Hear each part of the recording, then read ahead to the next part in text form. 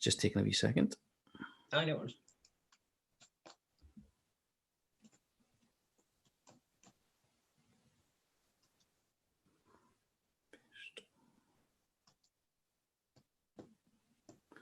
Whoa.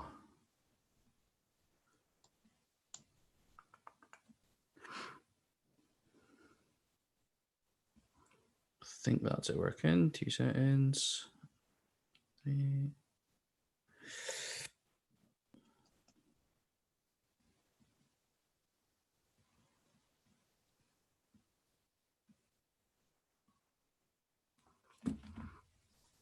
Right, we're live. Whoop, whoop. Yeah.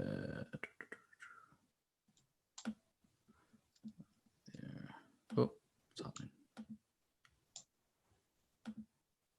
Why is it just me? What is in? Oh, wait, that's it. Is it? No, it's me again. Are you trying to get me as well? Yeah. I think this is it. Hold on.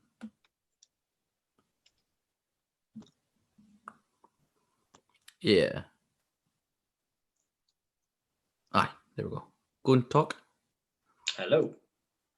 There's a problem. Have you on the switch setting for the camera? Yeah, it's because if I minimize out of Zoom, it just puts me on Twitch. Right. Okay.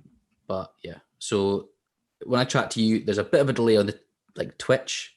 But what I'll do is I'll go into mod view so I can see folk coming in.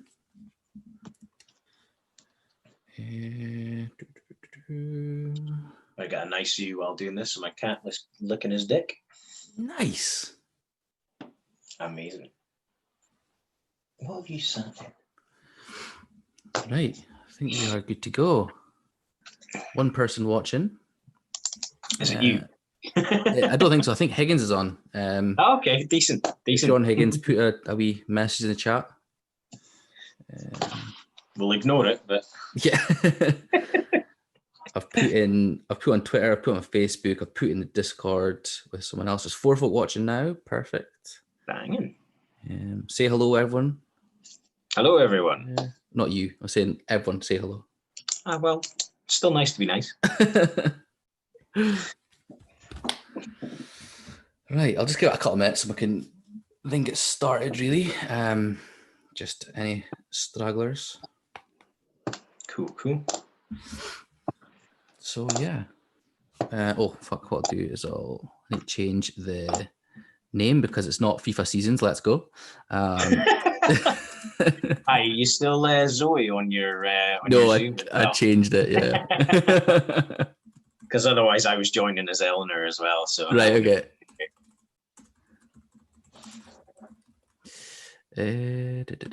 Category, I'll put it in as talk show. I've seen you can do that. Seems legit. Podcast, tags, UFC, nope. MMA? Yeah, MMA. Cool. Done. I don't know if you remember, but UFC 200, I think it was. The yellow yeah. I don't know. Was McGregor on that card? I'm not sure who was, but there was a big McGregor fight where a guy on Twitch live streamed. Oh, in his glasses. No, he had a controller with him, and he kept acting as if it was gameplay. So he was able to kind of like avoid the bots trying to find people live streaming it, because he was actually like holding a controller and acting as if it was him playing a game. I did see that actually, yeah. Oh, Higgins, hello. Can you hear us all right, Higgins? Is it all good? The Mitch. Higgins says, the Mitch. It is the man, the Mitch, the legend. The man, the Mitch, the legend. All clear, baby. Good. Excellent. Perfect. Right. Okay. Well, I'm thinking just get stuck into it. Anyone coming in can catch up. It will be down as a VOD later as well, so you can always watch it any time. You can see our faces and our lovely sultry voices. But yeah, basically, this is the first ever UFC preview show that I'll be doing on this channel. here with Craig Mitchell. And if things going well, you know, I think we might still go ahead with it, do ones further down the line. If it goes really bad, we might still do it. Why not? Yeah, exactly. If it goes really bad, we'll still do it because we really want the viewers. So yeah. This isn't on my Twitch, yeah. Yeah, exactly. But I needed to use your face to get more viewers, so fair enough. I'll have you back. So don't worry. Okay, so yeah, basically, you know, UFC 251, Yas Island. A lot of issues with, you know, the cards that have been sort of planned. A lot of changes. We are now in Abu Dhabi, Yas Island. As I was kind of saying to Craig, they're not doing the fighting on the beach. Don't know if you're aware of that. I didn't know until the other day. I thought the octagon was going to be on the beach. I thought they were going to be doing the actual fights on the beach. Okay, yeah. But they put that off on there, obviously, so they could do their promo, and I think they left it up as well to kind of symbolize that that's the fight island as it's being built as well. But no, they've purpose built like it's not quite an arena, but like a tent, basically. With the octagon and everything in it, so like that'll be pretty interesting. I imagine further afield from when we're out of COVID and everything, it's probably got to be something they'll do going forward as well. Because let's face it, the idea of, you know, Fight Island, it's a big marketing tool, so they'll probably bring it back for bigger cards, but they'll maybe do it somewhere else where they can actually have it in an arena. Or at least, you know, maybe not similar to the Abu Dhabi card we had before, but somewhere else that they have another big arena that is relatively secluded. Because they'll want the fans. Like, that's, we know with sport and everything else, they'll want to have people there. Yeah, I mean, it's great. You know, it gives a different insight without having the fans there. You can hear, obviously, the coaches. You can hear the impact of some of the more powerful kicks and punches and stuff. But I think, you know, having the fans there, it's a completely different beast. You know, can literally change momentums of fights and yeah, absolutely. But yeah, so UFC, you duped me. You made me think we're fighting on the beach. I'm sad about that, but I'm sure the arena will be just sufficient enough for everything. Yeah. So before going to more UFC 251, wanted to quickly touch on Mike Perry. We kind of spoke about him before going live. In the news, was an altercation at a restaurant with a older gentleman, almost Conor McGregor-esque. You know, I mean, it's 100% Conor McGregor-esque. Yeah. Like it's. I mean, like without even. So I've not. There's footage, of him actually hitting an old man. So that's where it sort of came as the bigger deal as it is. It's not just like a news article that is kind of, you know, came about. But there's actual footage, yeah? Yeah. Okay, so in my view, without knowing any of the circumstances around it, it's exactly the same as the McGregor one, is that a professional fighter has hit a man, hit anybody who is not a fighter, let alone the fact that they're an old man, if you want to put it that way, because that, in my eyes, if you're a professional fighter, you are completely overstepping your boundaries as an individual. You're overstepping your boundaries as a professional by raising your fists. Whether you actually then hit somebody or whether there's any altercation that you don't walk away from, then you fucked up. Like, you can't do that. So I don't know how it will be handled. I mean, UFC's got the former NFL player who was done for beating his wife. Greg Hardy.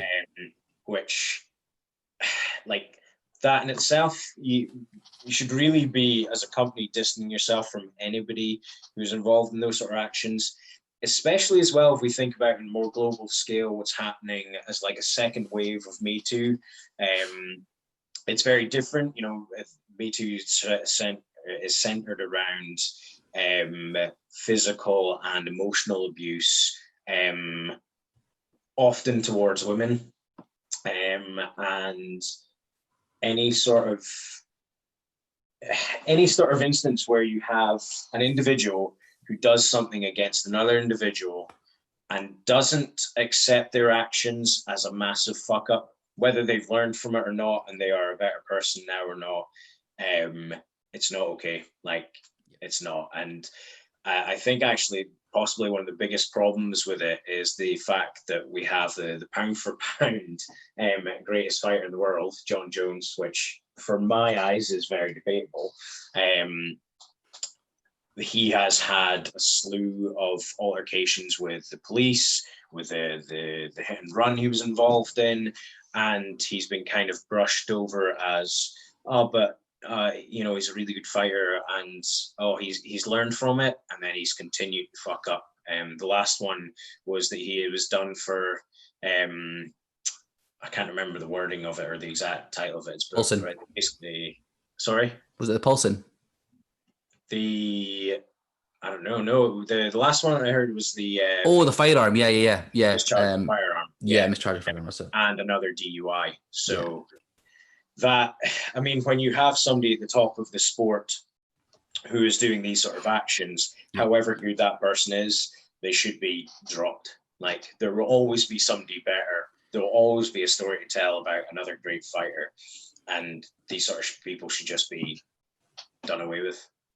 That's the thing, it's to use like a sort of football term, there's no player bigger than the club, and the club is the UFC, and all the fighters are the players. Like they can't be held in a bigger regard, no matter what sort of draw they are. As you say, there's always going to be someone else there to fill that gap. And it's rough. It strikes me. I mean, the perfect analogy there is the idea of there's no one player in a team. I still think there's an issue in terms of the disparity between what the company is making, what the fighters are making, because you don't have the team. If you don't have the players, you don't have the team. But as any individual, there's no individual that should be bigger than the sport. There's individuals that have made themselves bigger than the sport, and done it in such a way that they then haven't had actions outside of the ring that has been detrimental to their character, but also detrimental to somebody's life. Like that. I think unfortunately that's a far bigger issue. Like that, you can't change the world overnight. But I think for the interim, I don't know if there's been any. Like if he's been suspended, I don't know if he's had any paid up. I don't know if he's had to make any statements or anything like that. But that something like that happening, an immediate investigation should happen and action should be taken straight away from it. I mean, the UFC have came out. Dana White has spoke about it. He did say, and I quote, he also needs some help. It's not normal behavior. We're going to do everything we can do to help him. I believe there was also talk of them. I don't know if they're going to be, paying for professional help or if he has to pay for himself. But they certainly said he's not going to get any fights until he has been through any professional kind of help, which is good. I would like to think that UFC would help him out with that. I know, as again talking on about the fighters' pays, he has just came off a massive win where he got paid more than the guy that was in the main event on that fight night. Dan Hooker's paid less than him, but still, you really have to be supporting your fighters as well, as you say, being there for that. Higgins was just kind of saying in the chat there, just bring it to NFL side of things. They suspend and fine people regardless of police criminal charges. Ezekiel Elliott being one, never charged by the police, but was suspended for several weeks after NFL's own investigation. So again, that's kind of, the NFL seems to be doing that, where they're taking that adage where there's no one player bigger than the club. The NFL has a reputation to maintain, and so does the UFC. But we'll see what happens. There's still a lot of things that I'm sure they'll be going through behind the scenes, and a lot of different things that you take into account and stuff as well. So we'll see how that kind of goes with that. Okay, perfect. Well, that's that there. How about we get into the fight? So yeah, we're going to be talking about the main card. We're not going to touch on any of the undercard, just purely, it's keeps it a bit tighter, and we can talk a bit more about the fighters. So first fight up, Amanda Ribas versus Paige Van Zandt in the women's flyweight division. The fight was meant to go through in March, but it was cancelled because Paige broke her arm. So we'll kind of see what happens there. Just give a quick overview. Ribas is 9-1. 3 TKOs, 3 subsea decisions on a 4-fight win streak, 3 in the UFC though. Her latest win came against Randa Marcos. She did beat Mackenzie Dern though in October 2019. Paige is 8-4, 2 TKOs, 3 subsea decisions. Kind of patchy record really. Last 5 fights been win, loss, win, loss. But coming off a win against Rachel Ostovich. But again, that was back in January 2019. Her fights are kind of quite spaced out. So one thing that kind of it stands out when you have somebody with a very active record against somebody who doesn't. Now, some fighters will be more used to that. I mean, you think of some of the champions that we've had in the past where they've not had a body of work where they've been fighting every 3 months, whereas the challenger has been. And it's not always to their advantage that they're fighting and they're active, but sometimes it can be pretty telling when it comes to the actual fight.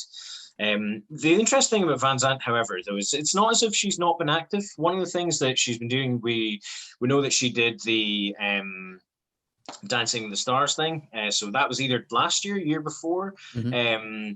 So that is something that doesn't just kind of like, oh, you turn up and you dance a little. Like they're practicing pretty hard for a long period of time. So her fitness and athleticism will still have been kept at a very high level.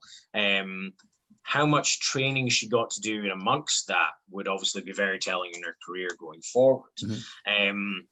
So it's not as if she is not active, but fighting is different to anything else, and the training you do is different to anything else.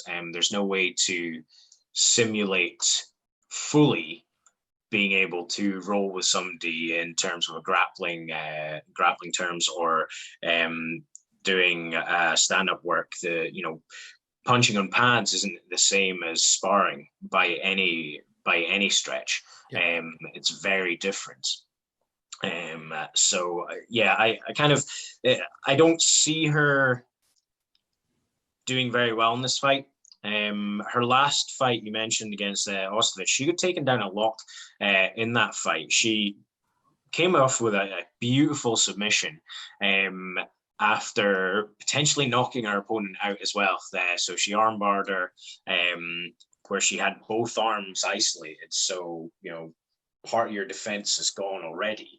But she'd also landed a lot of big shots on her prior to getting the submission. So she managed to get a submission from a position being on her back a lot of that fight. Now, with Ribas, she's a judo and jiu-jitsu black belt, so she has a high grappling prowess. The fact that she got a win against Mackenzie Dern is pretty huge as well, because Mackenzie Dern's a huge superstar in the jiu-jitsu community and grappling community in general. So that in itself, she managed to land 2 takedowns, whereas Mackenzie Dern attempted 6 and was not successful in any of them. So that's kind of interesting to me to see. It's also maybe worth mentioning as well that I don't know if you saw in the Embedded series that Jessica Andrade was doing an interview and Ribas was in the background and they were chatting away afterwards, and Andrade was saying, I've been watching her a little while and I've been saying that, I need to keep an eye on this girl because we're going to be fighting for a title someday. So if you're getting somebody that is realistically at the peak of the competition in the world, talking about somebody coming up, people should be taking notice of that. Definitely. Absolutely. No, I totally agree. Just want to quickly shout out Tiny Fury in the chat. They're saying there, Paige Van Zandt could unfortunately be another example of a fighter rushed into picture due to popularity, particularly in a time when people's prime is generally seen as later in their career now. Yeah, good point. I mean, obviously, she kind of transcends UFC, not in the way that Conor McGregor does in terms of fighting ability. It's obviously more the how to put it delicately, the her image is probably more known about her, as you say, the Dance with the Stars, that type of thing. So yeah, absolutely. She's done well to build herself up like that. I mean, she was kind of chastised for taking the piss out of Dana, being like, I can make more money on Instagram than I can with the UFC. And Dana was like, oh, well, good for her. Go ahead and do it. But I mean, someone kind of alluded to a second ago about the idea that there's probably still a transparency between what the UFC is making and what the fighters make out of it. When you have somebody that is pushed that far into the limelight, and people are really excited to see what they do, or maybe even not what they do, but who they are. They want to see them succeed. Then you can end up with a situation where they falter, where they fall through in what they're doing. And it could be the case. You know, she, like I said, in the Ostovich fight, she didn't look convincing in the lead up to that submission win. Submission win was impressive. It was very good. But prior to that, she didn't look like she had the correct tools to deal with what Ostovich was throwing at her. Mm-hmm.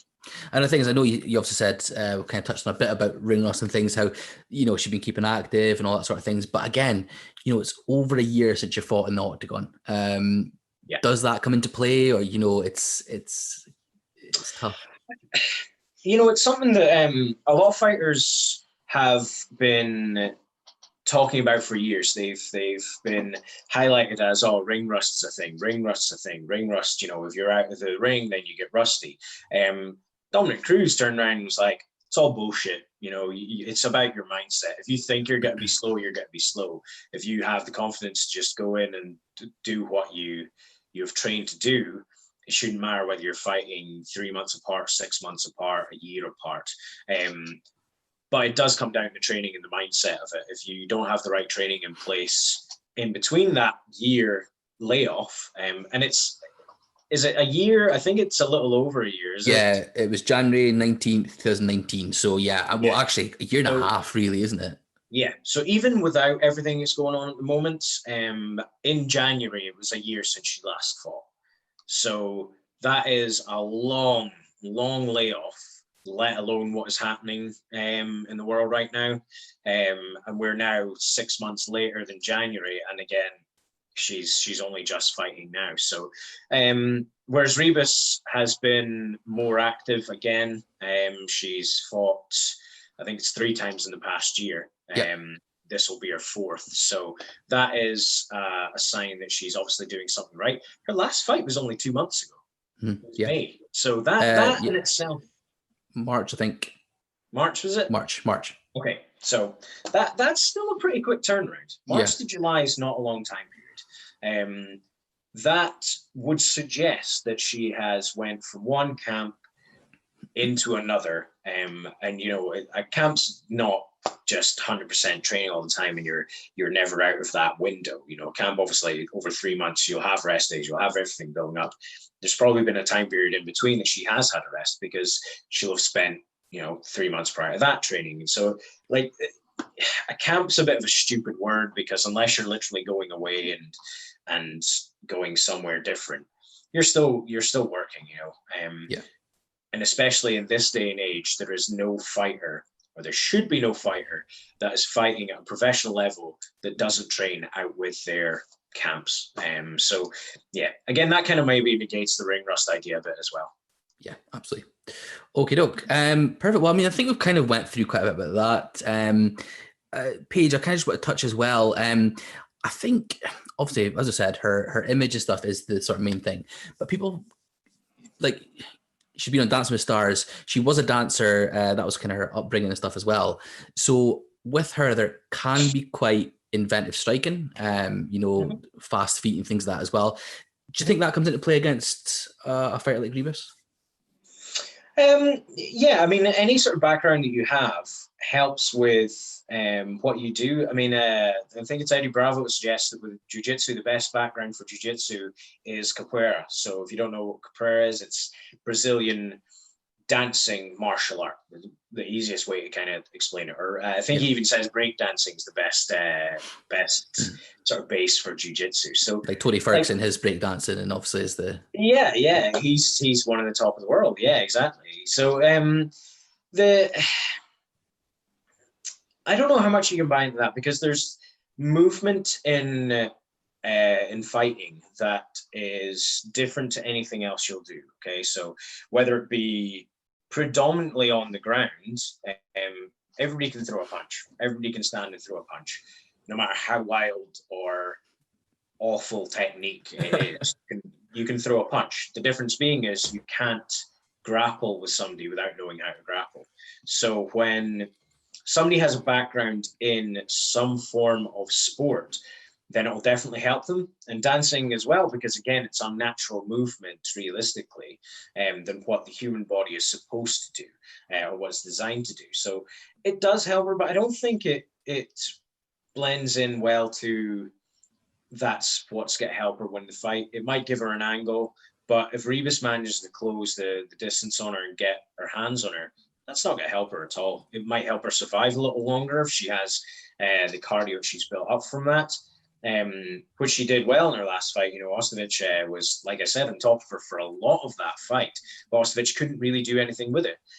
Now, Van Zandt has been able to ride out that storm and survive that due to her physical condition. But against something like Rebus, if you are a well-educated grappler, you'll know that you can't just stay in one position. You have to move. And being able to deal with that is very different than what she did against Ostovich when she was initially taken down. She locked up her legs, and Ostovich couldn't get her leg free. Now, an educated grappler or somebody that understands the technique she was using, which was the lockdown, if you've heard that sort of term, it's surprisingly easy to get out of, but most people fight it. They straighten their leg, they try and power their way out of that. Whereas if you let your leg go loose and if you pull it back, you bend your leg, which should play into the hands of that person trying to lock you down. It actually doesn't, has the opposite effect, because then there's no resistance against it. So that lockdown technique doesn't work as well. There's ways you can make it work, but that's then going way too in depth into one technique. It's the difference being with somebody who can get you down and knows how to move around you, never mind keep you there, move around you, will cause you so much more problems than somebody who's just got to get on top of you and keep you there. And I don't think that her athletic prowess will help her if that happens in this fight. Okay, perfect.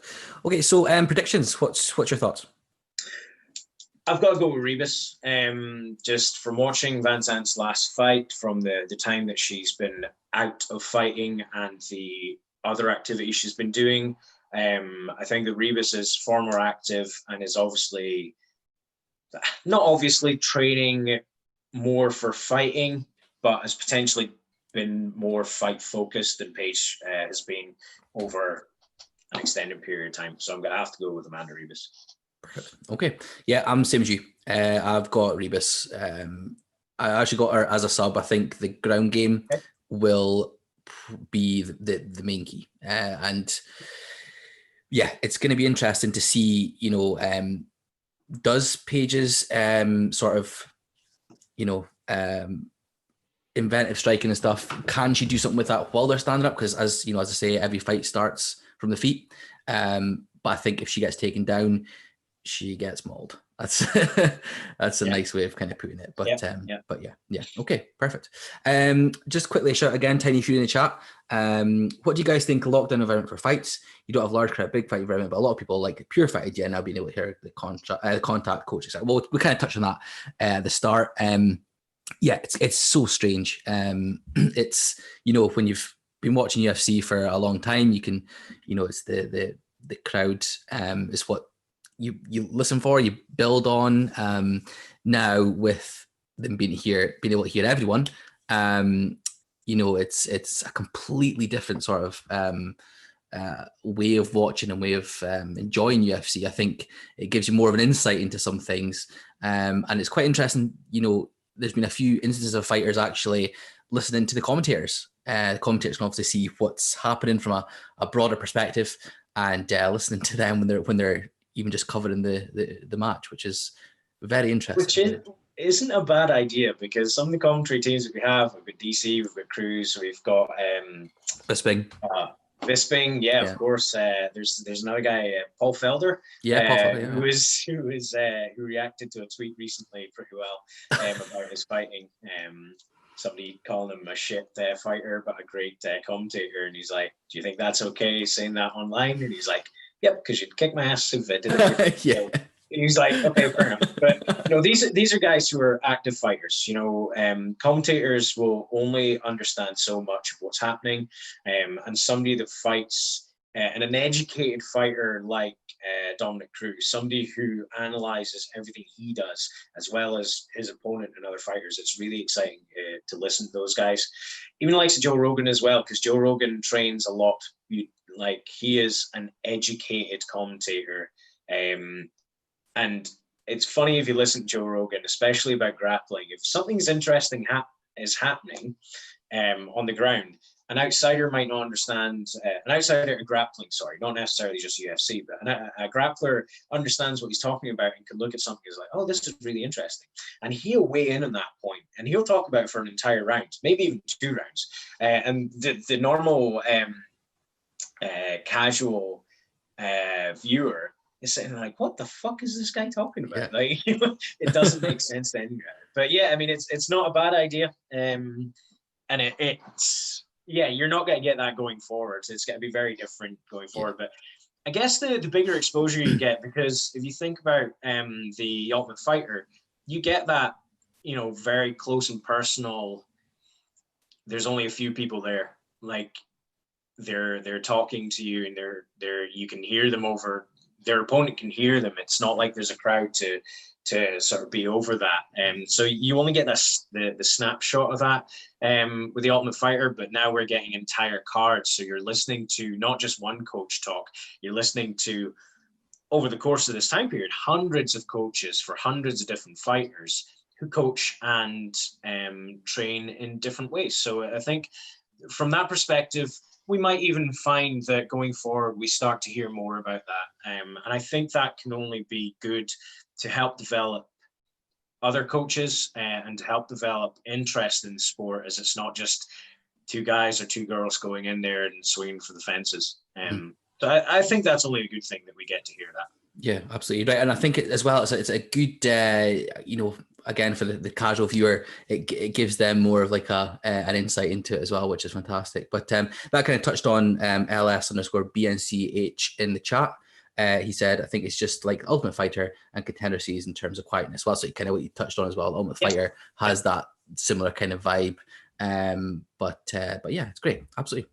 Okay. In the chat, I mean, let us know what your predictions are for Paige Van Zandt and Amanda Ribas. We've also both gone for Ribas, but you guys might have something different.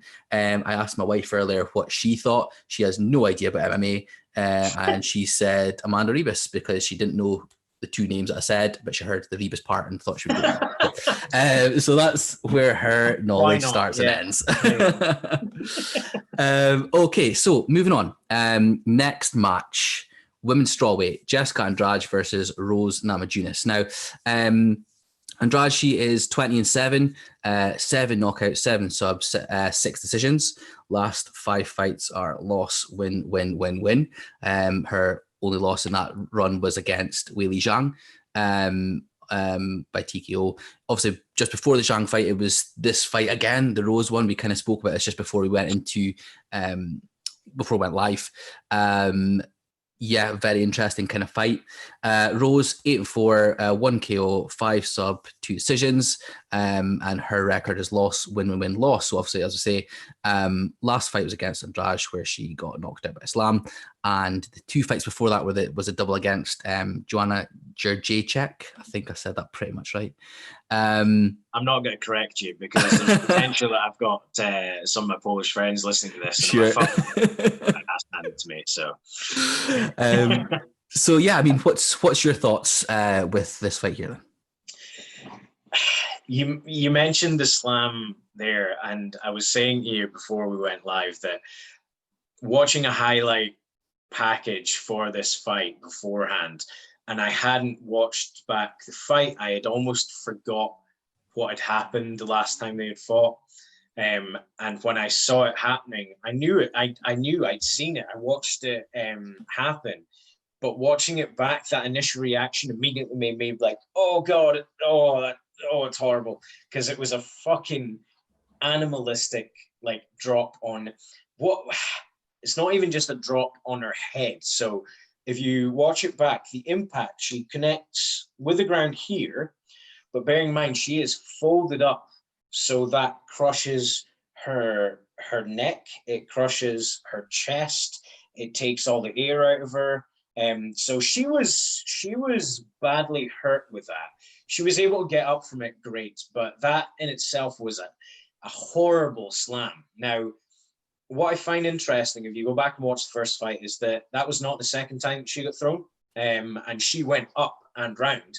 But the first time that it happened, when she got the same sort of key lock that she was fighting for, is that she immediately transitioned into an armbar and almost finished Andrade with that armbar. It was pretty close, but there was just enough movement for Andrade to get out of that. Prior to the slams, Rose was walking away with that. Rose was hitting her and was moving so much slicker than Jessica Andrade. She is a far more talented striker, if you want to take of it as just a striking base. Jessica Andrade, her guard was quite open in terms of her hand placement.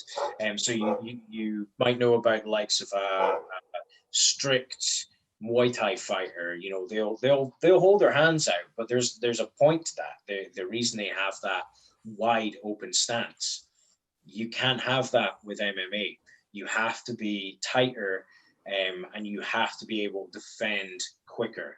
And Jessica just couldn't keep up with that pace. Now, Jessica's loss before then, you said, was obviously Joanna. And Joanna puts on a body of work. She hits a lot. She's a very high volume striker, which Rose does as well. So like, anybody can fight, anybody can win in any given fight at any given moment. It just takes one flash moment, whether it be a punch, whether it be a slam, whether it be some form of submission, whether it be a kick, whatever it is, it can end just at the drop of a hat. And that's what happened in that previous fight. So I am convinced that this fight is probably going to go in a similar sort of fashion as it started the last one. And I think what went wrong with Rose in that last fight is that in the first round, when Jessica was going for takedowns, when she was pressing on her, when she managed to close that distance, Rose was out of there as quickly as she could, or there was something that happened that meant that she either disengaged, she gave up on the grip, she was moving. And the same with her striking. She was moving the entire time. In that second round, when Jessica goes for that takedown, she goes for that key lock.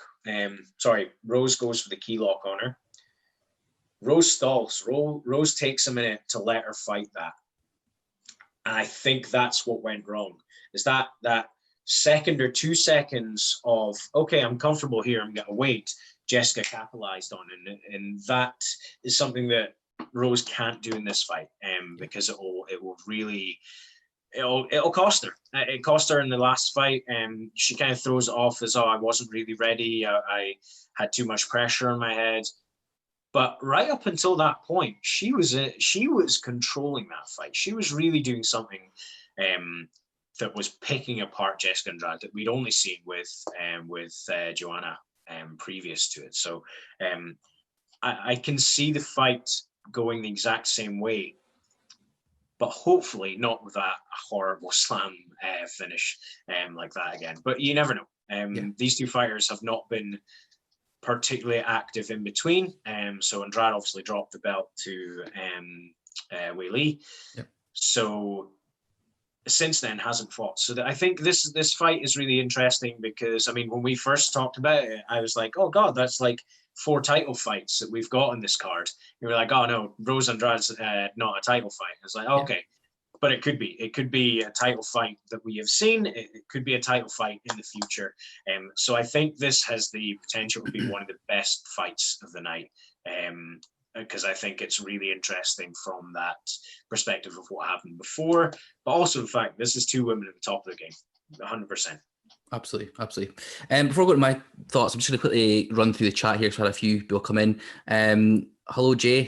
Jay from the I saw him streaming UFC 3. Good guy. I'm in Discord with him. So nice to see you there. He says hashtag Team Gamebred and sexy ass Van Zant. Can't argue with that. Ellis_BNCH, he says again, I've definitely got Rose for this. She was perfect up until a slam. She was controlling the fight, and the only thing Andrade was throwing to slow her down was leg kicks. It's unfortunate she didn't let go of the arm. It stopped her ability to fully rotate, but to her back on the slam. Yeah, exactly what you were kind of touching on there, Craig. I completely agree with yourself. It was one of those that, I didn't see it ending any other way. I thought it was going to be Rose was just going to piece it apart for the whole. It would have been 3 rounds at a time, wouldn't it? 3 rounds, yeah. No, 5 rounds. Was it 5 rounds? Was it championship? Yeah. It looked like she was completely on top of her, and then, as you say, a couple of moments of maybe not quite sure what she had to do at that split second in time just kind of cost her with the slam there. And also, obviously, your boy Pat Barry is her fiance. Pat Barry is totally different. I believe like, yeah. And what else was I going to touch on? Tiny Furiso says, a lot of guys like Jackson have always used code for calls, and I think that would be the regular. So that's going back to obviously the fact that everyone can hear the coaches now using codes to kind of cover that up. But so Rose. Sorry, I find that really funny in itself because he just talks in a totally different language to other people. And obviously he works that way with his fighters, fantastic. But if you listen to him just in isolation, you can usually pick up what somebody's talking about in a coach in a fight. So if you just listen to that clip, you're like, okay, so this is maybe happening in the fight. He wants this fighter to do this. Whereas he talks, my brother does a fucking fantastic impression where he's like talking about, oh, what crisps do you like? Do you want that kind of crisp? Maybe we need to work on hot dogs. It's like, what the fuck? But if it works, he's got a way of working with his fighters, and yeah, if you're talking in codes, then that's fine. Aside from if you're Diego Sanchez's coach, because I think he's fucking complete fucking dick. Like, man, he is fuck. Do you know what? He doesn't even compare, doesn't even come in comparison to Diego Sanchez because he's fucking nuts himself. But yeah, I think it actually upsets me with Diego Sanchez because Diego Sanchez, given the right direction, given the right coaching, is still a very dangerous fighter and can put on some of the best fights that you will ever see. Mm-hmm. Most entertaining fights that you'll ever see. Yeah. But he's got this one guy in his corner who's a movement coach. And I would love to see that guy's credentials and what it actually stacks up as. Because as far as I can see, he's a YouTube cunt. I don't want to shit on anybody. Like any fighter or any coach, true coach, has merit to them in some way. But fuck me, he needs to drop that guy like a fucking sack of shit. Like, yeah. Absolutely. But yeah, aside from that, well, yeah. So I mean, yeah, we've kind of covered that pretty well. I mean, it gives us an insight as to how potentially go down because these ladies fought, obviously not that long ago. Yeah, I mean, in terms of how you think the fight will go, then predictions. What's your thoughts? I've got to go Rose again. I mean, I think I was pretty obvious in who I thought had the real momentum with that. But Rose needs to turn up on her game. And I don't mean that as a physical standpoint. I mean that she needs to come in focused, and her only focus has to be that fight. She has admitted herself that she has problems with her focus, some of which has been in her personal life with Pat Barry, and that's been touched on in the past in terms of his problems in his personal life, so the drug problems that he's had.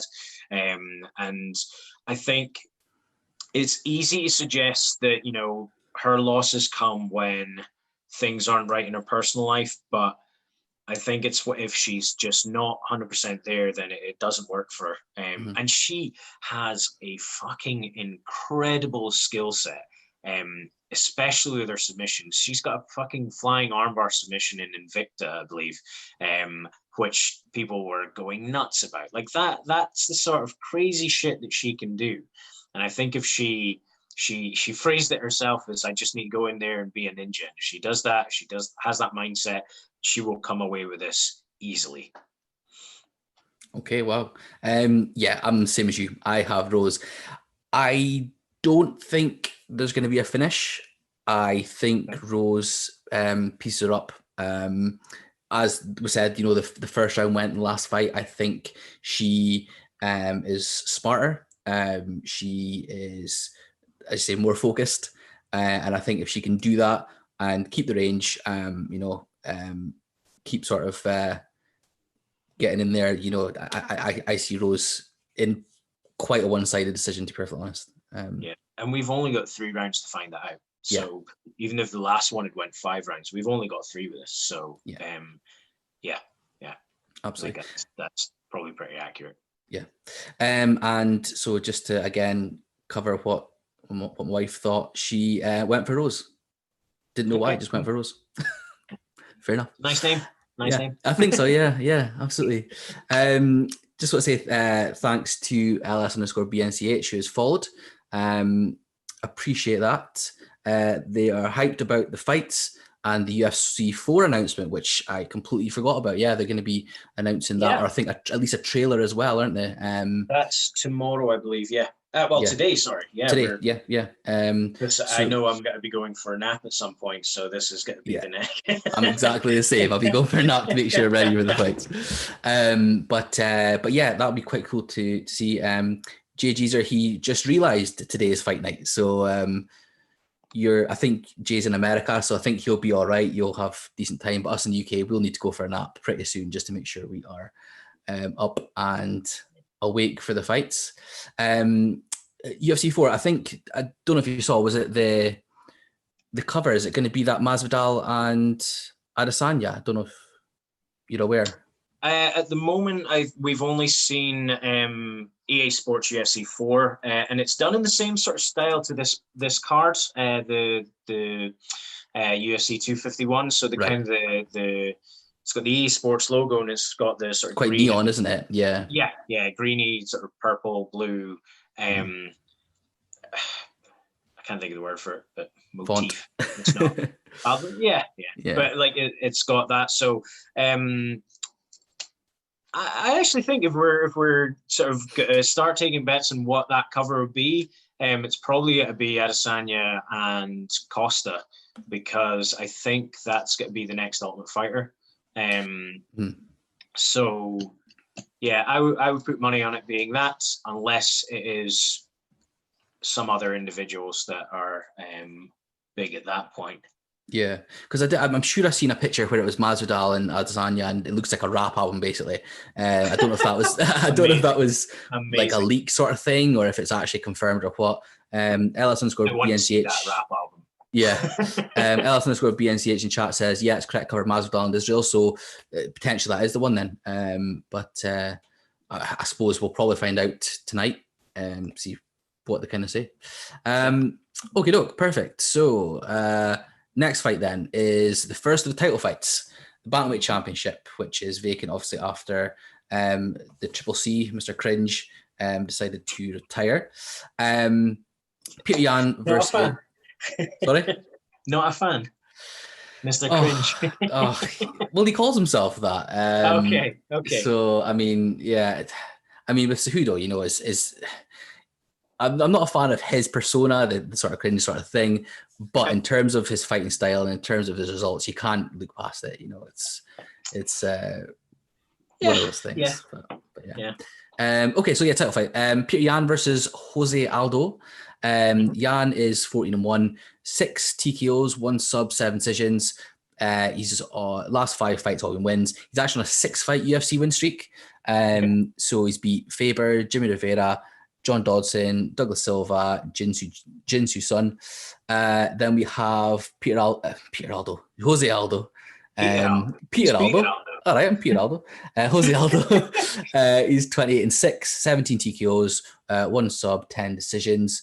Last 5 fights, loss, win, loss. Now, the last one was obviously against Marlon Moraes in his first bantamweight fight. Yeah. One of those fights that people can see it going Aldo's way, and others can see it going, obviously, Marlon's way. I was in the camp of Aldo, to be perfectly honest. I thought he did better, so I don't mind him getting the bantamweight shot. But yeah, before that, his fight before was the loss to Volkanovski. So a couple of tough little fights there. Yeah, so Yan versus Aldo. What are you thinking?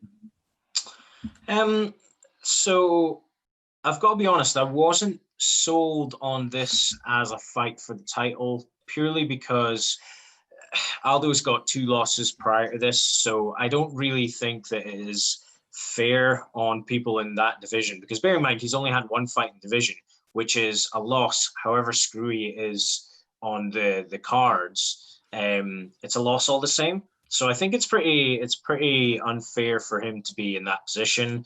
Yan, I didn't really know a whole lot about, so I wasn't sold on this fight at all until I started digging a little more and thinking more of the type of fight this could be. So aside from whether it's right or not that they should be fighting, Yan has obviously a momentum behind him. He's 6-fight win streak, as you said.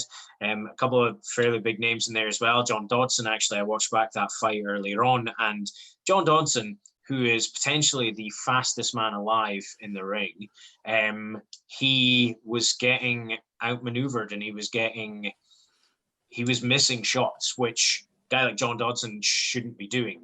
He is that fast. So Yan takes that into this fight with him. He's got the speed of the lower weight division, but being able to do it against a guy like John Dodson, that's pretty impressive for me. And he managed to pick apart Dodson in a way that it wasn't so much just he did excellent in his fight. Dodson got into his own head a bit, so he was losing the focus, whereas Yan was laser sight. I'm taking you out. I'm fighting you. No mercies. His moniker is as well. And the damage that he did to Faber was significant before the knockout. The head kick from very close clinch range, which was pretty impressive. But again, Faber was kind of screwing about a bit in that fight, and Faber's old enough and experienced enough that he could probably get away with that a little bit, but in the end he got fucked up. Like, his face was a mess in a very short space of time, and then he got knocked out. He's not going to get that opportunity against Aldo. Aldo is a very experienced fighter. He was undefeated from 2008 to 2014, 15 technically, if you want to include the actual time scale before the loss to McGregor. And I was kind of sitting there going like, oh man, Aldo's an old man. There's no way that he's going to be able to keep up with this young guy. Aldo's 33, so he was undefeated from 21. Like, that is fucking nuts, like absolutely nuts. And he was fighting big name guys for the division he was fighting. He wasn't just walking through questionable opponents. Faber's one of the fights that he has, and it's that level of fighter is incredible. To be at the top of that game for so long is incredible. And I was kind of thinking, you know, there's no way he's going to have that same sort of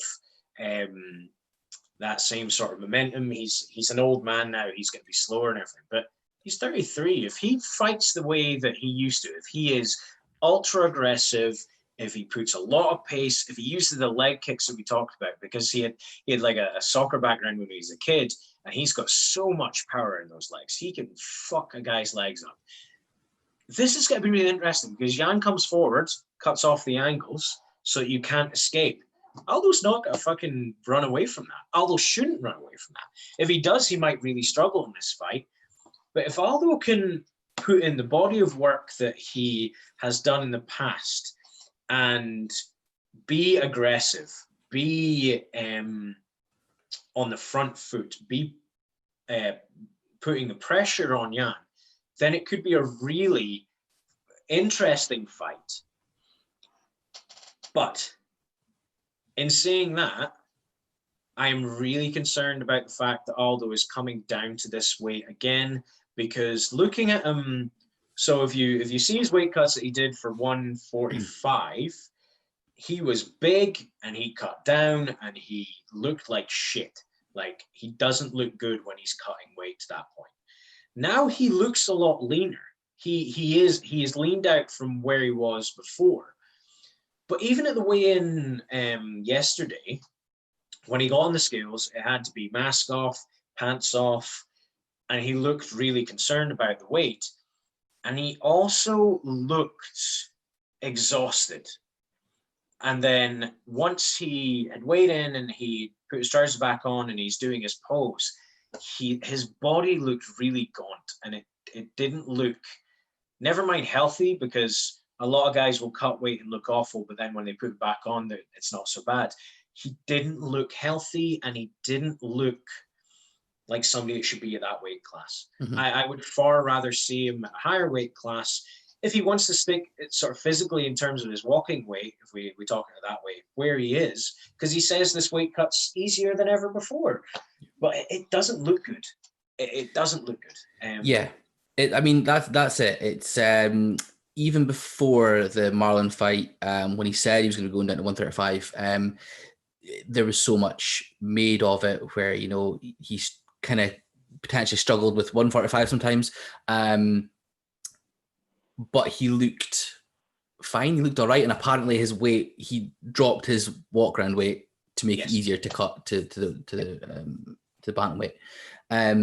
You're right. This time something seems different. Something maybe wasn't quite as easy, or am I right in saying, I forgot to look this up, am I right in saying that he had a lower weight fight scheduled and he had to pull out like a week before or something because he was having a lot of problems? I think you're right. I don't have it at hand, but I believe you might be right. So that worries me, because he's not an old guy. I've kind of made that point. He's not old. But as you get older, cutting weight is more of a strain on the body. Not necessarily a case of it becomes more difficult or whatever else. It physically puts a higher toll on the body than when you do it when you're younger. Your body is more reactive, and your body starts to deteriorate around 30, which age is just a number. That is a really key thing to think about. Faber, when he last fought, is 40. You know, DC's 40-ish. He's 41 or 42. Yeah, I think he's not just 40 now, because he said he was going to retire, wasn't he? I'm not quite sure. Yeah. Okay. Yeah. I think you're right with that. So, like, age is a number. You can do that into whatever age you want. I mean, some of my coaches are older than 40 and are some of the fucking biggest beasts I've ever known. Ever. Like, I'm not even being funny about that. Okay, it's not just a case of doing jiu-jitsu, obviously, which is my main sort of focus, but their physical condition is incredible. If I kind of speak about my coach, he's almost 40, and he's in incredible shape. Our coaches are Mariusz and Maciej, they are in incredible shape, and they are older. The head of our team, George Macaco Coutinho, you might recognize that name in terms he is the trainer of Charles Oliveira. Thomas Almeida, these guys are a gold team. It's part of my lineage. And Macaco is like chiseled out of fucking steel. Never mind Stone Round. He is incredible. So age is just a number with that. But it is a fact that your body does deteriorate in ways that you can control because that's natural. That is how the body works. That's our genome. That's our biology. That your body can't deal with the same stresses that it could when it was younger. To put it to a very extreme point, if a baby falls over, it'll bounce back up because everything about a baby is loose and everything is constantly fixing itself anyway because it's growing and it's growing at a very rapid pace. Your body doesn't do that as you get older. So when you fall over as you're older, you might do a lot more damage and it takes longer to recover from that. And that's what it comes down to. My concern actually with the weight cut, one of the things I made this point to you, I think this could be a really interesting and a really aggressive and entertaining fight. However, if Aldo is struggling with weight, if he's got far lower volume of water in his body, what that does is it makes it much more likely to get knocked out. So if you are dehydrated, the cushioning around your brain is depleted because it's fluid. So your body has to use fluid in your body to do everything. So if you're depleted because you've been cutting weight, then that is depleted as well. It's all relative. Yeah. Now, when you get punched and your body, what knocks somebody out is that it rattles the brain because it essentially bounces off the side of your skull. If you want to put it as a really simple way of thinking. If you've got a lot of fluid in your skull, then it's less likely to happen because there's less impact to the actual the brain as your head moves. If you've got less water in that impact is 100 times more. And going down at this way with his fighting age, the fact that he's been fighting and cutting weight a long time, I think this is really dangerous for him. And Jan could potentially put his lights out, maybe not quickly, but I think it could be really dangerous for Aldo in this fight. He has to be aggressive, but he has to move a lot, which we've seen before. So it is possible. It is possible. Yeah, I mean, you're absolutely right. Just touching on kind of Peter Yan there. Now, I mean, as you said, with Yan, it's pressure. He's a pressure fighter, dominate with striking. As you say, if the cut's not quite there for Aldo, if he's dehydrated, then yeah, absolutely, there could be potential for a big knockout, I think. Just want to touch on Aldo as well. I was looking at the stats for him. One of the things I found crazy was that he's defended 91% of takedown attempts in his whole career. Yeah. That's crazy, absolutely crazy. I don't think Jan will be looking for the takedown much. I think it will be kind of more striking side of things, but that sort of stat just is mental. You spoke about obviously Jan. I keep getting mixed up. Aldo of old. The soccer background is known for his leg kicks and things there. That can potentially obviously slow down a pressure fighter like Jan, but we've not seen as much of the leg kicks and things from Aldo, which seems quite strange to me because he had some of the best in the game.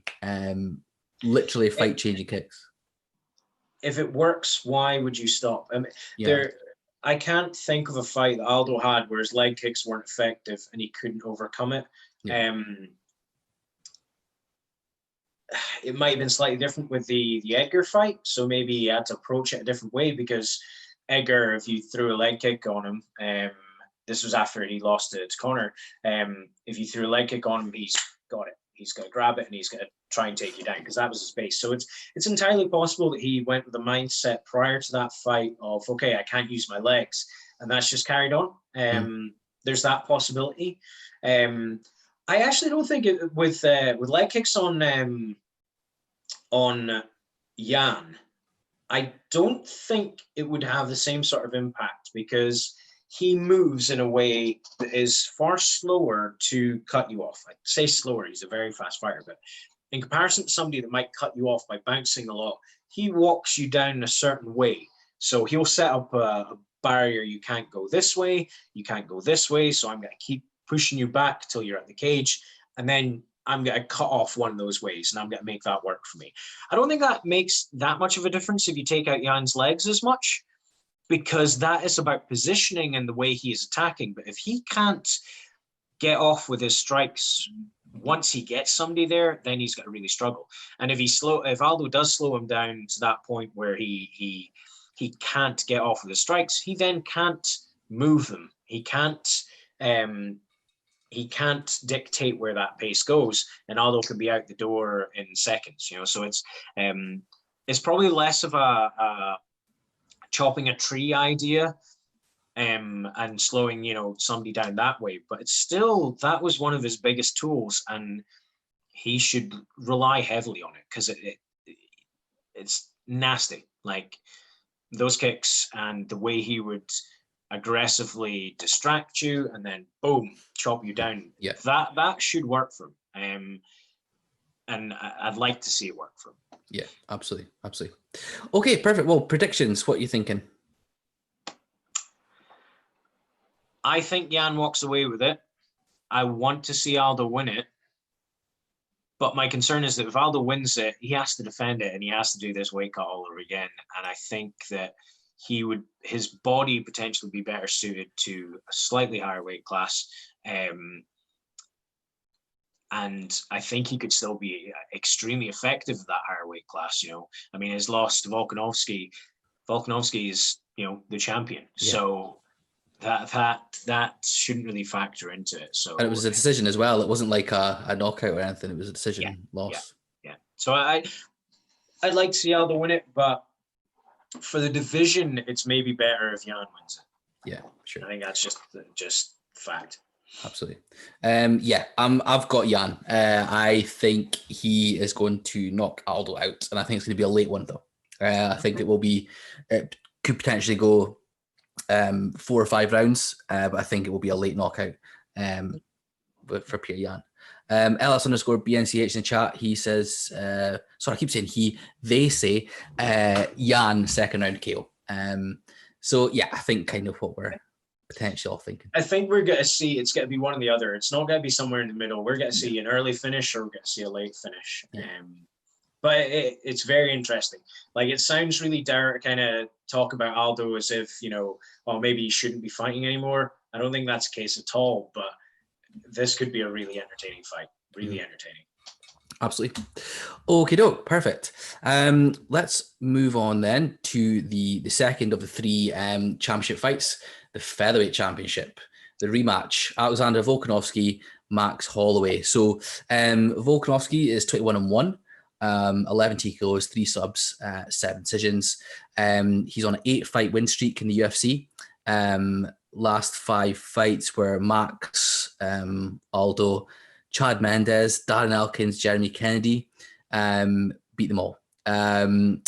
Max Holloway, 21-5, 10 TKOs, 2 subs, 9 decisions. Loss, win, win. So obviously last fight again against Volkanovski. But prior to that was Edgar, and then a decision loss to Dustin Poirier in the lightweight. But the one before that was Ortega fight, where he absolutely demolished him with the amount of punches and strikes there. What do you think about this one then, the rematch?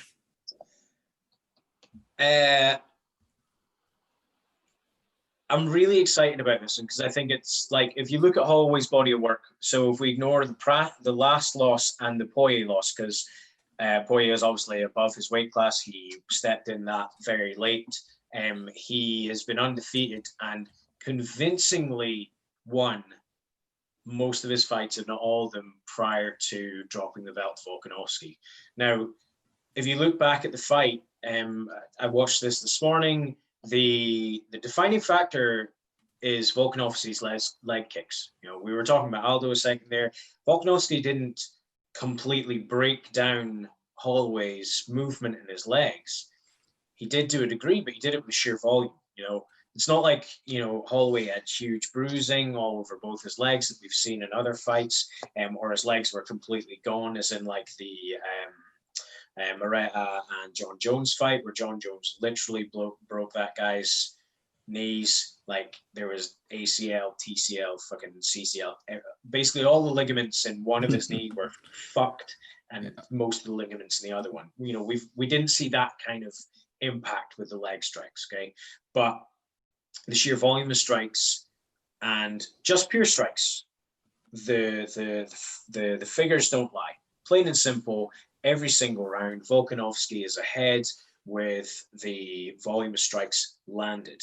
Significant strikes, however, is slightly different. If you look at the disparity between a very convincing strike ratio heavily favoring Volkanovski, significant strikes, however, are a lot closer. And especially in the last rounds, Holloway actually edged that there. So I'm interested to see how Volkanovski and Holloway approach this when they actually get in there. Are they just gonna do the same again, basically go at it because that's the type of fighters they are? You know, Holloway is famous for pointing the ground, like, let's do it right here.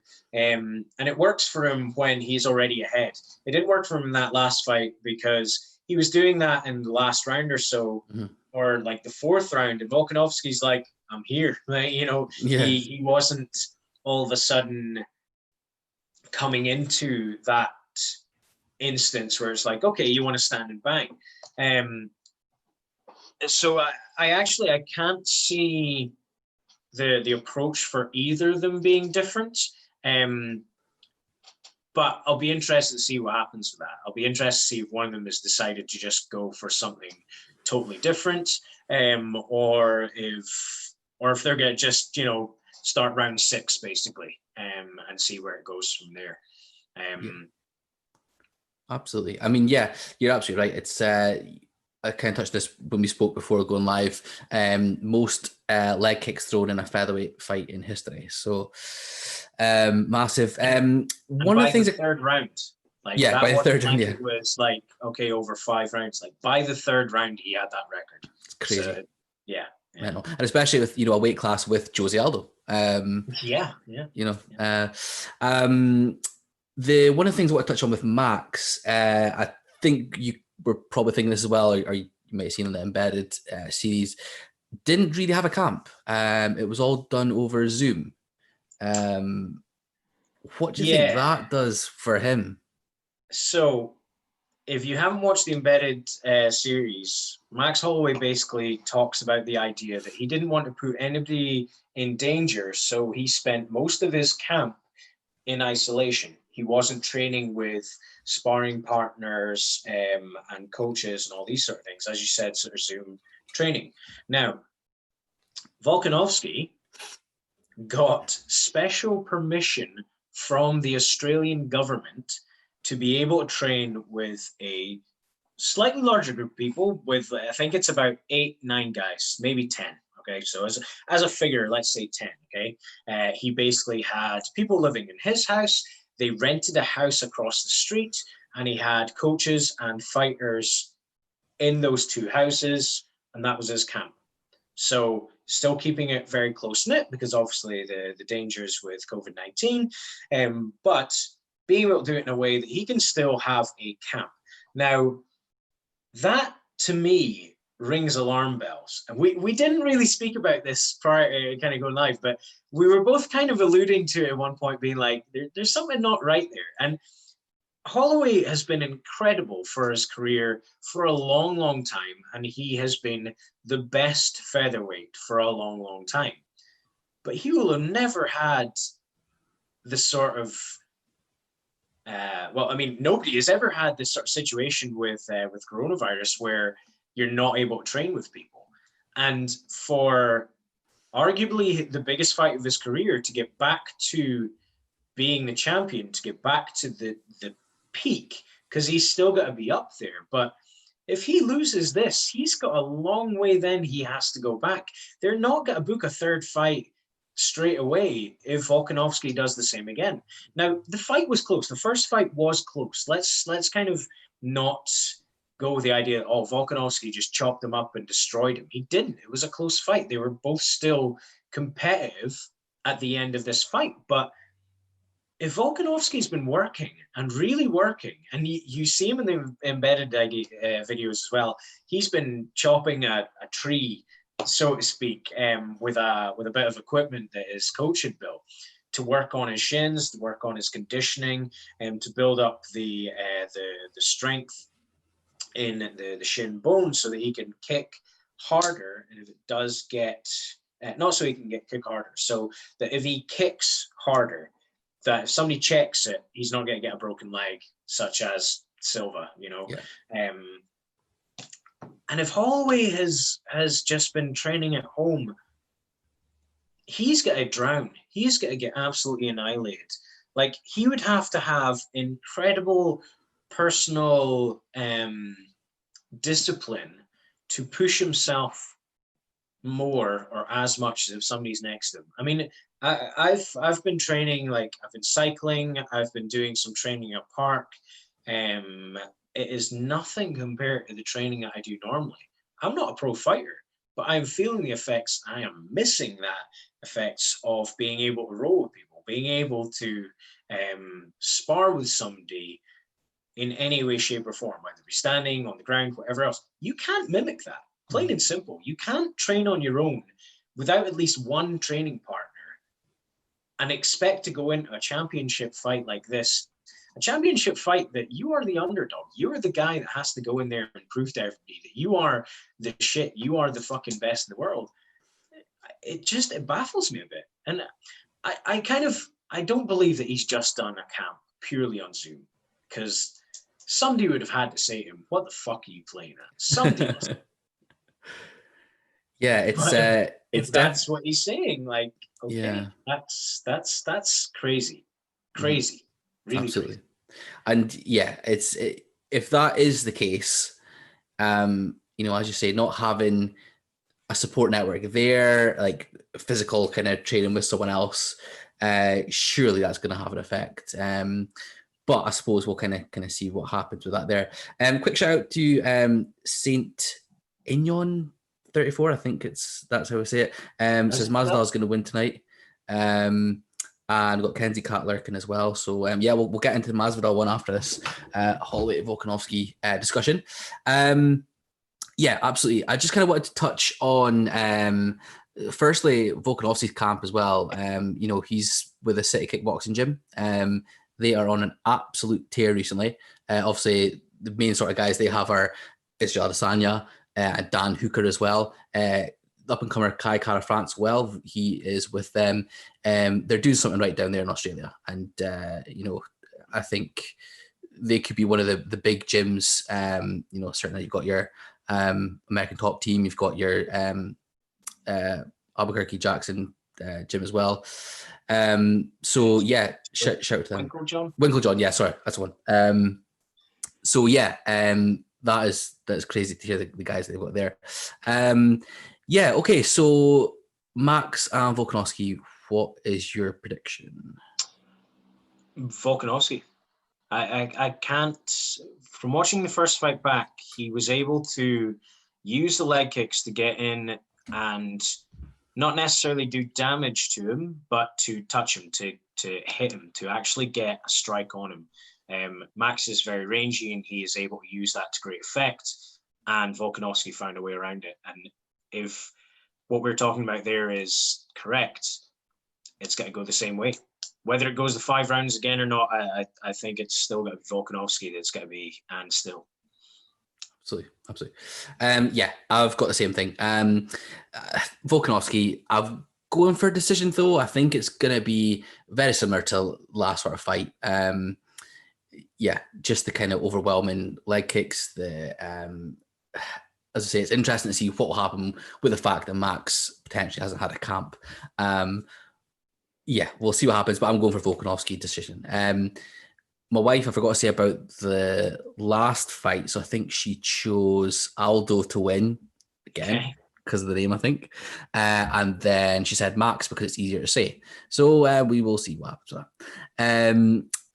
Okay, so LS_BNCH says, tough one, but believe Max to get it done. I think Max would have covered the leg kicks. That's the thing as well,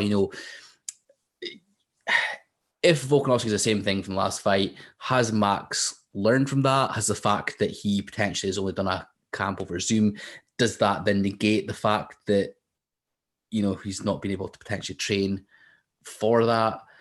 I suppose we'll kind of see, but we're certainly, both of us will be going for Volkanovski there.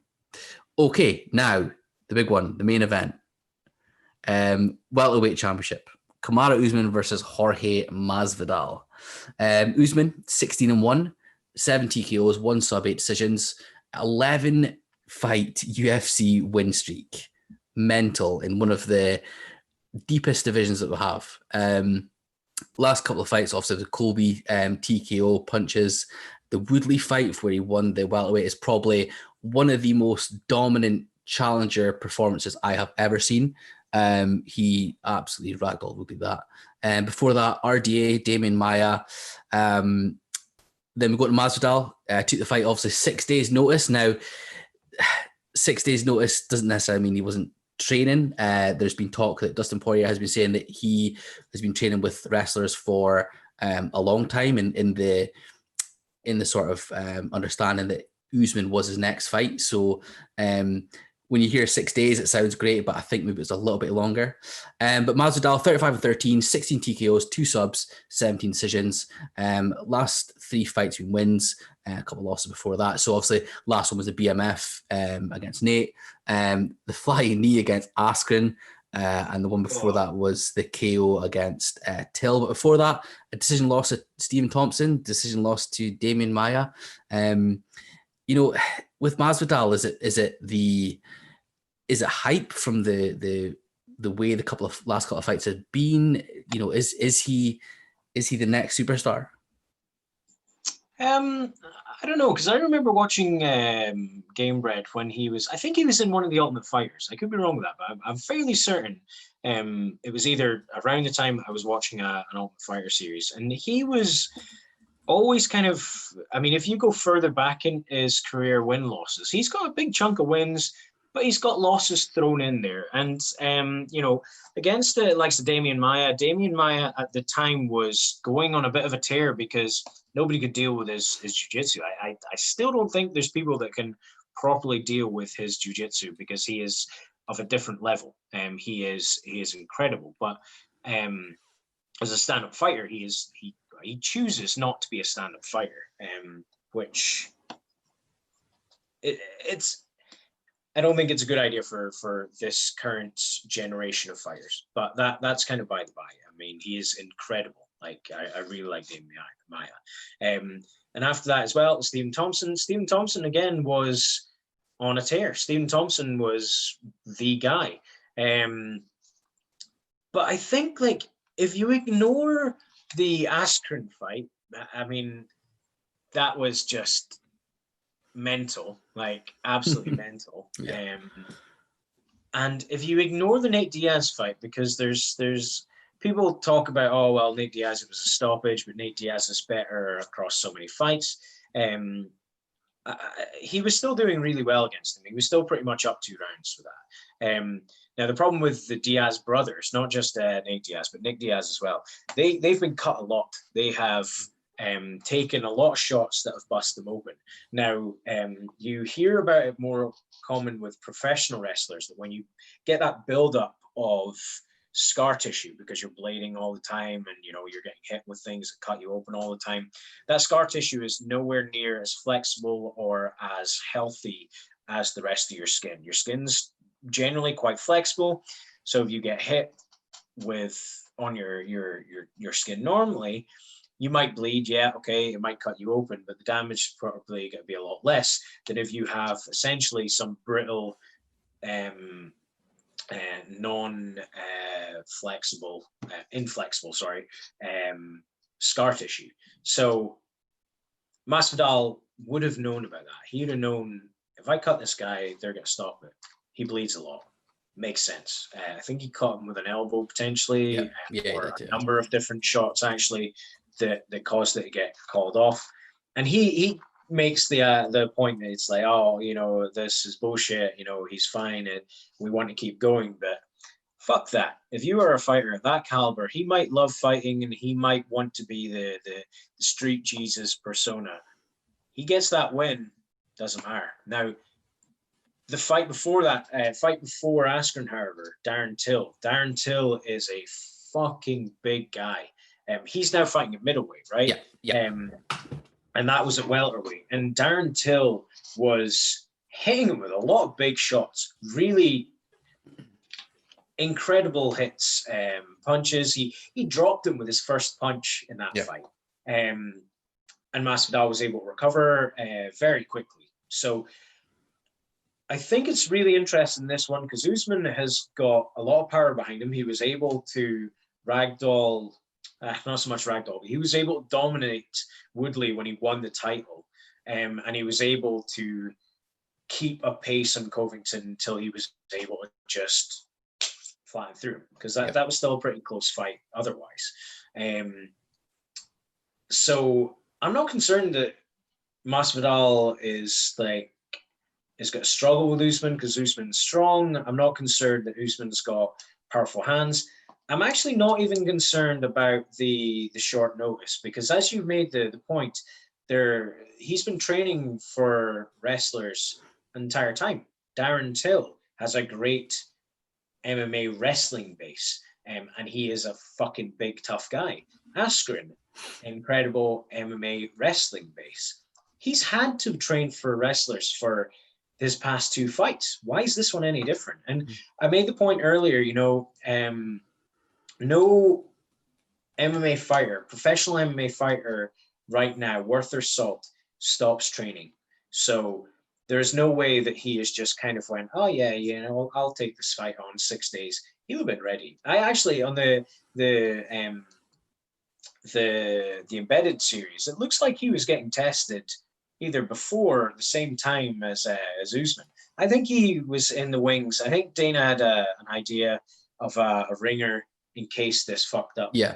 I think he had that planned and ready, because if one of the fighters pulled out in the top fight, that's a championship match down the shitter. So he would have had somebody in the background ready for either Burns or Usman having to pull out for a COVID complication or something else. Yeah.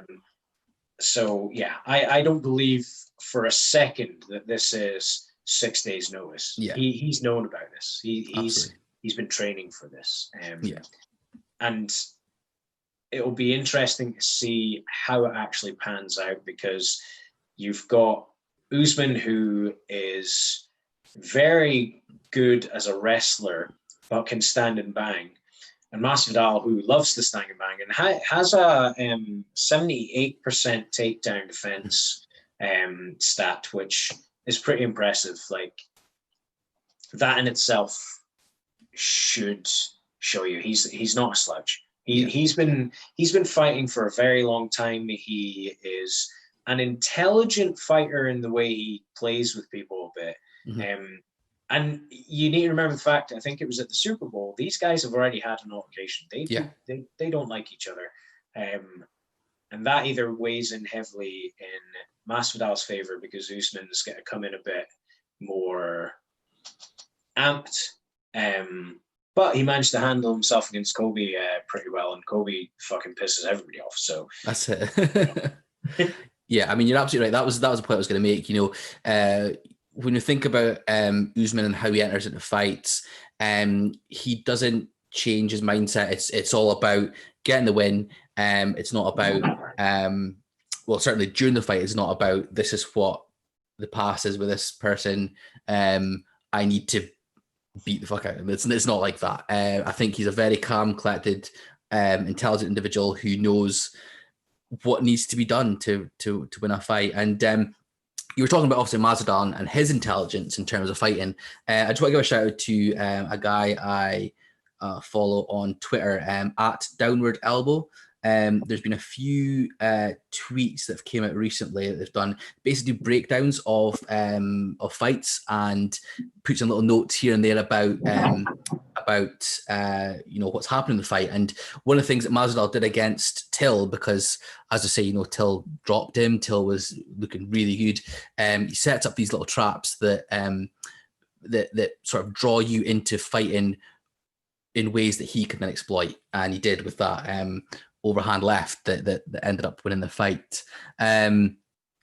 But yeah, no, absolutely. Give him a look at Downward Elbow on Twitter. It's great. But yeah, I mean, yeah, Usman, as I said about Colby as well, when he fought, Colby's a great wrestler, Usman's a great wrestler. We expected a wrestling match, essentially. Didn't go that way at all. Probably the furthest thing from it, I don't think there was one takedown even attempted. Not a single takedown attempted in the entire fight. Yeah, which is mental. But the striking for Usman, as you said, he likes to stand and bang as well as taking folk down. It was unbelievable to see that both the guys did that and stood up the whole fight, and it went the way it kind of did. So I mean, in terms of, obviously, we're talking about Masvidal taking the fight on 6 days' notice, even though he's been training before. What does the change from Gilbert Burns to Masvidal do for Usman then? And the two kind of different sort of fighters. Obviously, Burns, high level jiu-jitsu, but can still strike as well. Masvidal is mainly the kind of striking side of things. What do you think about that? It's going to change things because Usman will have been planning to fight a certain fight. And when you get to the highest professional level, although you will train for your game plan, and it's something you need to be aware of, that if you are training for a fight, the most important thing you can do is planning how you can impose your game plan. Now, when you get to the highest level, then you do need to think about, how do I negate that other person's strengths and capabilities.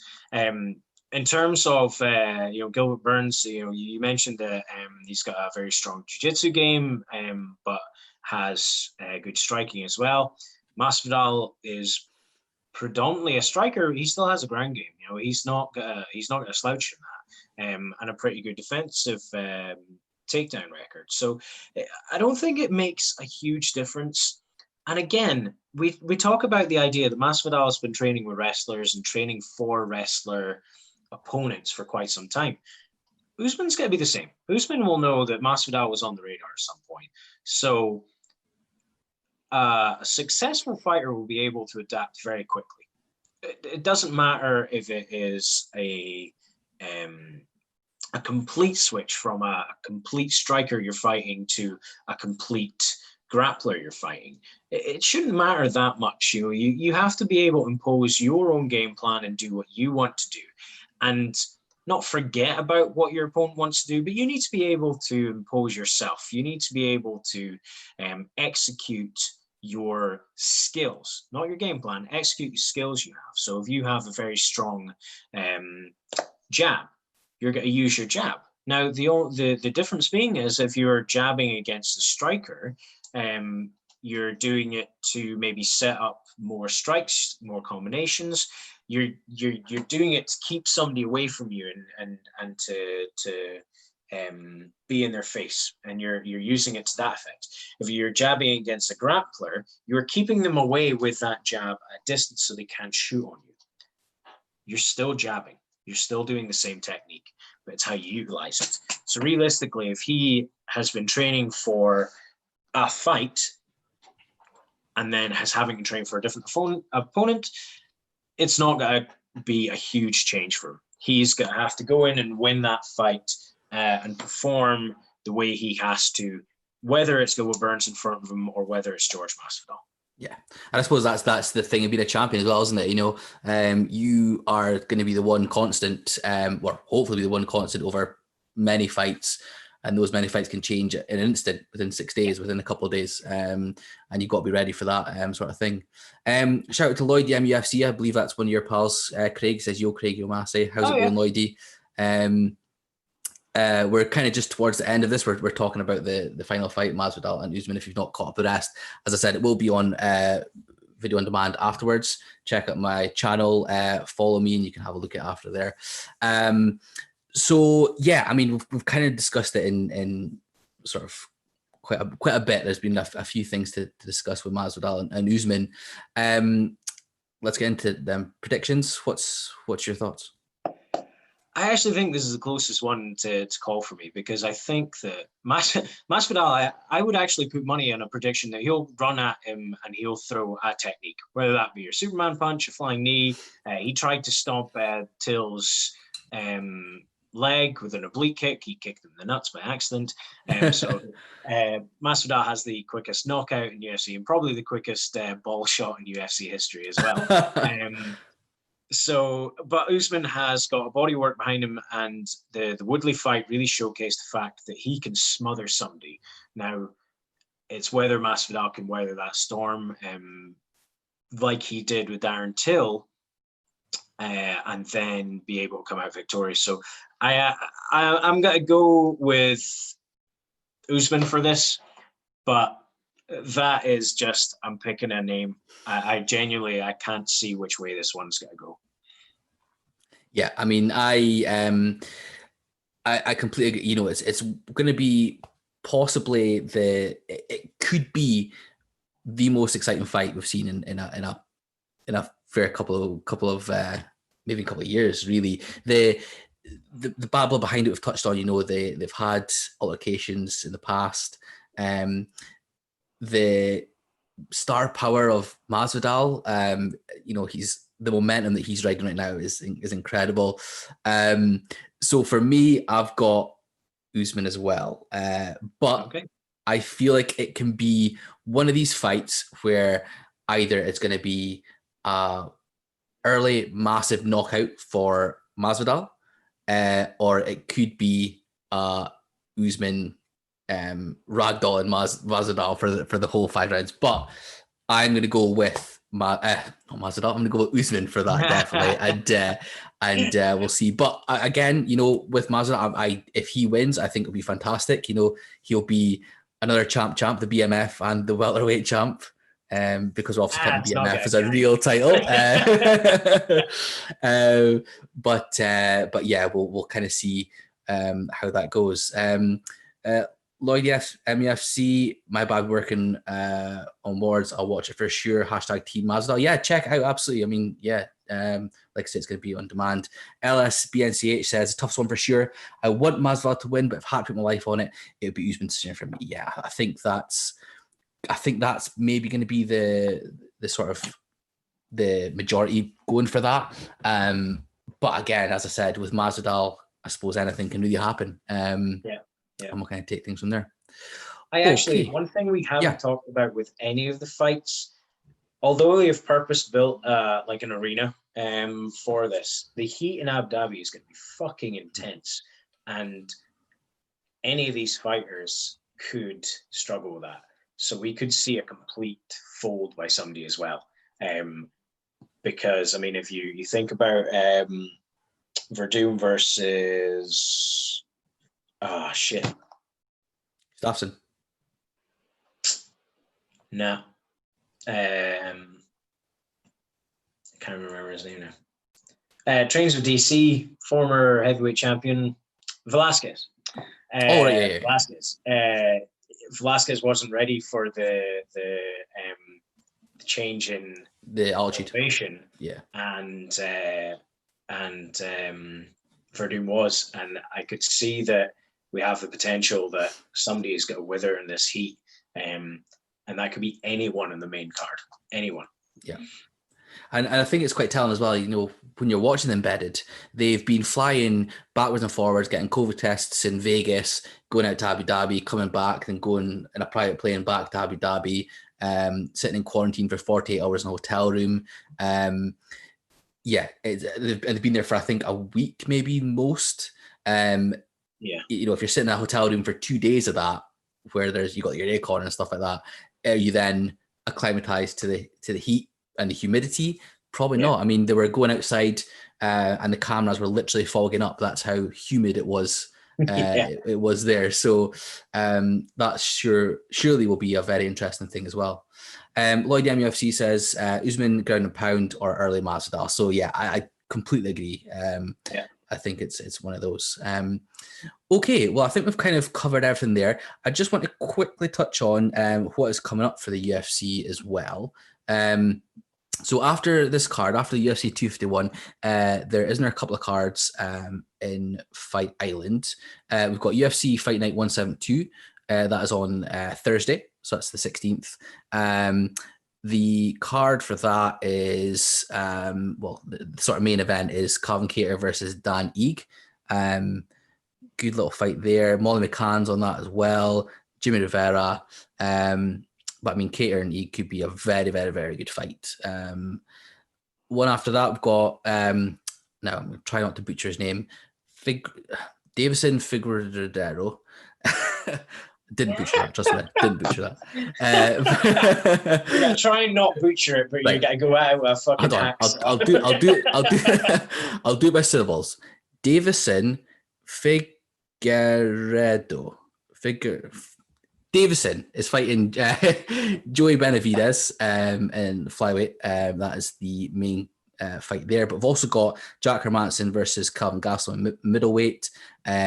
Mark Diakise, so the English fighter, he is fighting lightweight. He's a one to watch, I think, actually. I think he lost his last one by decision, or he might have won. But yeah, he's a very, very good fighter. And then, so that's on Sunday, 19th of July, still at Fight Island. And then I believe the next one, UFC Fight Night 174 on Saturday, 25th of July. That's, I believe, the last one at Fight Island potentially.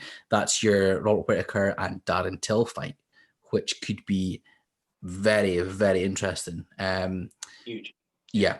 On that card as well, I've got Fabricio Verdum against Gustafsson in his heavyweight debut. Which is very exciting. Yes. Because he's a very big guy, and I don't know if you've seen the like body transformation. He looks thick. Like he was never a big guy in terms of muscle mass. You know, he's a very long and rangy fighter, which is one of the reasons that he gave Jones such a hard time. But now he looks built, and I'm excited to see that. Yeah, absolutely. Yeah, you're right. It's like thick, isn't it? It's not like it's not quite the muscly kind of thing. It looks like a proper kind of heavyweight. Looks like yeah.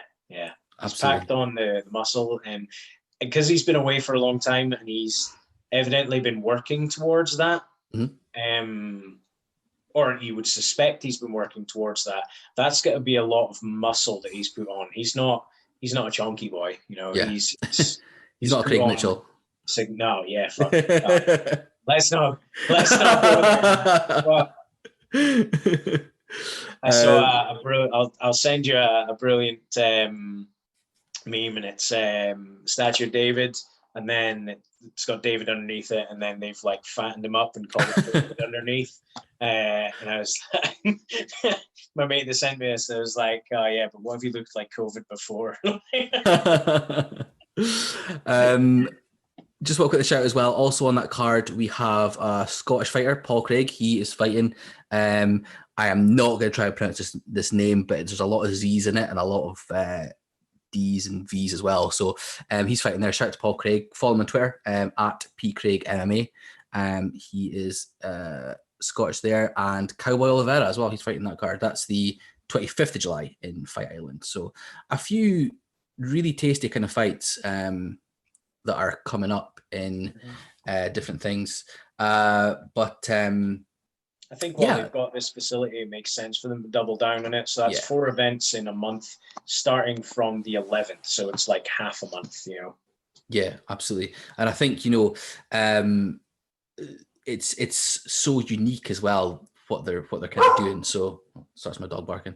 It's so unique what they're doing, and it's interesting to kind of see where it goes from here. We've kind of touched on the fact that it might be, you know, it'll probably go back to the way it was, but while we've got this like it is, we should kind of really enjoy it. But yeah, anything else you want to add, Craig, or you happy enough with stuff we've went through?